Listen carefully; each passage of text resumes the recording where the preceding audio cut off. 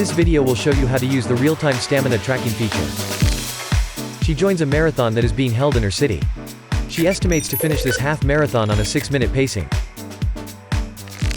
Before the race, she adds the real-time stamina tracking feature on her watch in order to provide insight to her stamina status more accurately.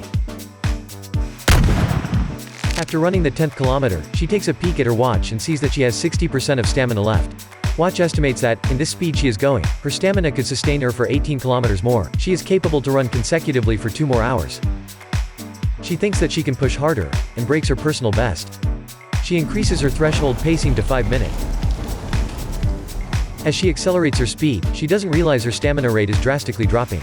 Usually, she never visits water stations in a half marathon. On the 15th kilometer mark, she feels relatively fatigued and dehydrated. She couldn't bear it anymore and visits water station. She looks at her watch, and finds out she only has 10% of stamina left. It could only last her 3 more miles. She thinks to herself, "If I keep running like this, I cannot reach the destination on a 5-minute pacing speed." Hence, she stands at the water station and takes a break, allowing her body to recover.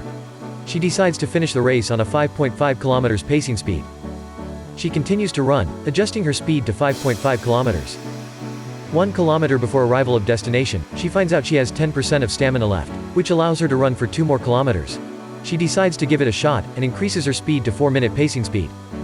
On arrival of finish line, she exhausts all her stamina.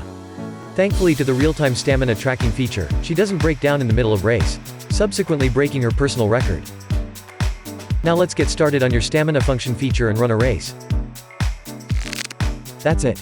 Thanks for watching.